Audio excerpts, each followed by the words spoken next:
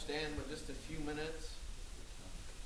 I'm so thankful to get to be here this morning. I'm so thankful to, for one more time, get to come out and just be a part of the little communion service that we have here. You know, I could come in and just take a seat in the back on the mic, just in the corner. Never speak a word. Brother Darrell, never have anyone acknowledge me. I could leave here filled up. Just getting to be with my brothers and my sisters feeds me. Brother Brian. You know, he's praying for a minute at a time. I began to think this morning about, and last night when we were down, I counted 87 people downstairs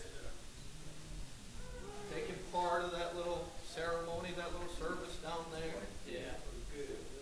You know, we started with just a little handful of us in a kitchen in someone's home. Yeah. God is good this morning. Yeah. And you know, I began to think about the way that this world, listen, society could have seen what we were doing down there last night. Yeah. Surely they'd think that we've all lost our minds. Yeah. The Bible says that we are a peculiar people. We are a strange people.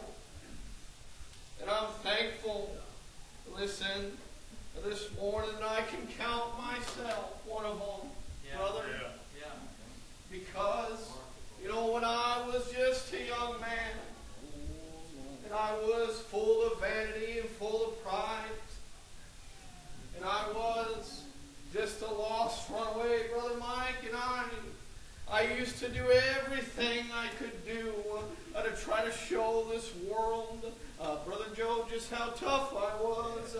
Listen, just how I was praying, just how much I didn't need anyone because I was strong enough, brother. Listen, I used to do everything I could do to show this world, listen, that nothing could bring me down because I was too strong. Oh, people, listen to me. You know what? I feel like that. You know what? When we was coming down, Brother Mike, we was making that little journey from North Carolina. Listen, we would come in, listen, to get our children that have been staying with Mama and Papa. Listen, and Brandy, my wife, just reached over and put in a little CD of some of you brothers. Listen, and we began to get quiet there and listen to them. And you know what? One of them songs came on, and Brandy, right there in that car, let loose and started shouting and raising her hands to heaven. I'm thankful that I am part of that peculiar nation of people. No down the people passing us and driving by thought, what are they doing? Listen, I'm glad to be strange this morning because when the Spirit comes like a great rushing wind, people, you know what? All the thoughts of this world, they subside. Brother Darrell, when the Spirit moves in and fear and doubt move out, Brother Mike, there's nothing that I've found that this world could offer me that feels like that. Brother Chad, you know what it feels like? Solomon in all his wisdom said that this world has nothing to offer but vanity and vexation of spirit. Yeah. Brother Jerry, I'm so thankful to get to see you last night, and thought you done such a wonderful job. Yeah. That sincerity that woman had, I could see it all over you, brother. Yeah. And it blessed me. And you know, I've been a part of these little ceremonies, these little services since I was able to stand, Brother Mike. I was raised watching them from the back. Mom and Dad would make us come in and sit in the back pew and watch the taking of the bread and the juice and watching the foot washing. And you know, I remember growing up thinking that was just part of church. It was normal to me. And then as I grew up and I realized that the rest of this world didn't think that way. And you know, I was born and raised just north of Detroit, Michigan, where it is a little different. Yeah. And you know,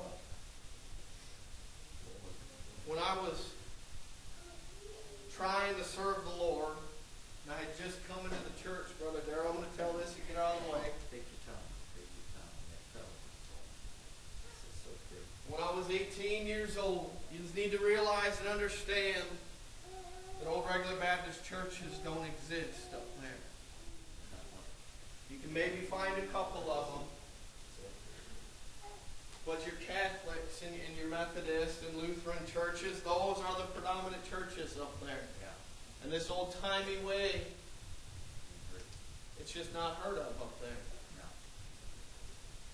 And you know, when I was at first coming to the church and I was 18 years old, and me and one of my best friends, Aaron Murphy, isn't that him? Yeah. You know, we used to go out to the youth groups and the youth functions. And we would go out there mainly, to be honest with you, trying to look for girls.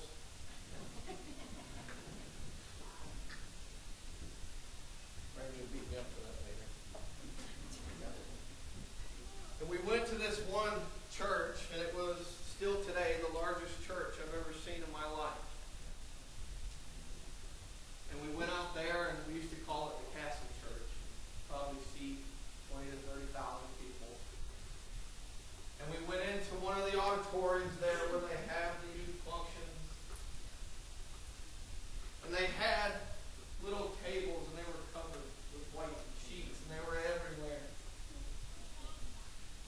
And there was probably 300 or 400 teenagers in this auditorium. And it was dark and quiet, and all there was a single light up on the stage there. And we'd come in, we were all kind of standing there waiting. And here come the youth pastor up on stage.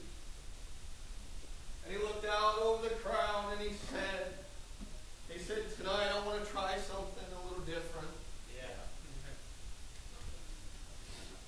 And he said, you may think this is a little strange. And you know what? He opened up his Bible there and he began to read a little bit about the Passover, about the communion. Yeah. And he began to read about the part that everyone has heard, about the taking of the bread and the taking of the fruit of the vine. And you know what? When he stopped there and he looked up at us and he said, what people? He said, you know what? Most churches, they stop right there. And he said, but Jesus wasn't finished there. No, that's right. And he looked at us and he said, underneath these little tablecloths, you're going to find, a little pitcher and a little basin with some water in it. And he said, I would like each of you to get down and just wash somebody's feet. Listen, people, and when he said that, you could have heard a pin drop in that place. 300 to 400 young people, listen, and you know what? I couldn't help it. I began to chuckle a little bit because since the time I was able to stand, I've watched Mom and Dad get down and wash one another's feet, people, and you know what? Second time, he said, I know, people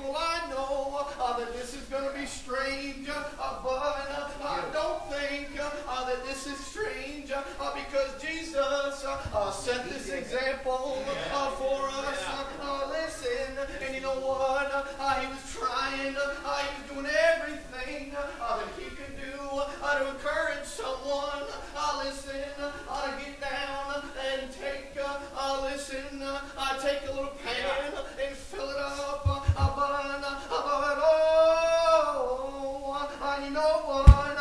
Listen, that second time when he said, someone get down and start this thing, people, I felt a little something come over me. Listen, I just reached up and pulled that tablecloth off there, Brother Brian. Listen, and I got Aaron and I sat him down. Listen, and I began to kneel down and unlace his shoes and pull them off. People, and you talk about feeling the eyes of 1,000 people all over me. You know what?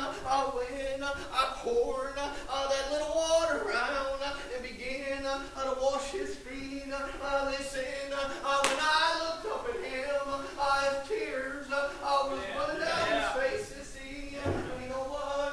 He grabbed my neck and hugged me, and he sat me down and began to pull my shoes off. People, listen, and you know what? When I looked up, everyone was bending down and pulling their shoes off. People, don't let opportunity to serve the Lord pass you up, because if you let opportunity pass you, it may be the only one that you have. That's right. We're probably never going to be gathered like this again. Yeah. Right. And you know what? When these brothers come, if you feel compelled, if you feel compelled to act for my Lord, then you need to do it. You need to do it. Because the longer that you push it off, the quieter that voice is going to get. Yeah. I promise you that. Because the Lord is only as far away as that you have forced him to be. Close as you want. You know, I was in Wisconsin last week on business, and the day before I left, I was at our little plant there in North Carolina, and one of my supervisors that works for me, he come to me and he said, you know, Cassandra, just an operator out on the floor, said she had been pregnant for about 2 months, and she lost that baby last night. And he come to me and he said, I know you're a minister. He said, would you mind going out there and talking to her out on the floor? And so I went out there. Now you need to understand that downtown Winston-Salem can be a rough place. And that's where she's from, just a single mother, a black lady. Listen, and she's as sweet as can be. She's got 4 children from 4 different men. She's not married. Mother and father not in the picture.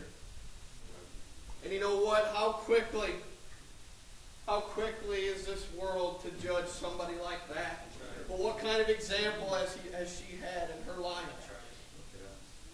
And you know, I went out there and she's probably making $9, $10 an hour trying to support 4 children as a single mother. And I went out there to her, and she was crying, and I just touched her on the shoulder, and she turned around, and she had already been crying while she was out there trying to work. And you know, I just looked at her, and my heart absolutely broke. What could I say? Yeah. What could I say or do to help somebody in this situation? And you know, all I could think of to do was to tell her about Olivia. listen, that we got to take her home, but the part that when she was in the ER for those 3 weeks, the hardest thing I've ever had to do in my life was to tell the Lord that if she's not going to grow up and know you, you just take her right now. Yeah. So that one day when I get to heaven, I'll get to hold her. That's right. Because, listen, you know what? I told her about that, and I said, Cassandra, listen, we don't know God's ways. Because people, and you know what? When we got done there, she told me, she said, well, I know you're a preacher. She said, will you pray for me? And I said, yeah, I'm going to put your name on our little prayer list at church. And she said, no, will you pray right now for me? And I said, yeah. So we snuck into a little corner of this plant right on the floor. Listen, and we got down on our knees, people, and began to pray. And I just prayed as hard as I could. Listen, and you know what?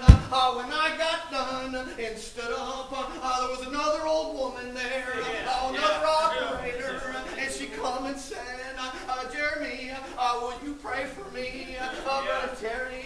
And so we got down one more time. People, you know what? The next day, one of my supervisors come to me and said, aren't you afraid to get in trouble? Listen, I'm not afraid to stand up to this world. I'm not afraid, Brother Darrell, to show this world who I'm serving. Let's not get our priorities mixed up. That's right. Serve the Lord. I'm thankful this morning. And you know what? That woman, Cassandra, she may never step foot in a church the rest of her days. She may not. That opportunity may be the only opportunity that I had to try to tell her about Jesus. It may be the only preaching that she gets to hear. That's right. The only sermon. This morning you are preaching a sermon to your family, to your friends. Every word you utter and every minute of the day, they are watching you. It's very serious. That's that fear and trembling. That's that sincerity that you need. I love each and every one of you. Come on, Brother Dale, with your arrangements. You're going to have Brother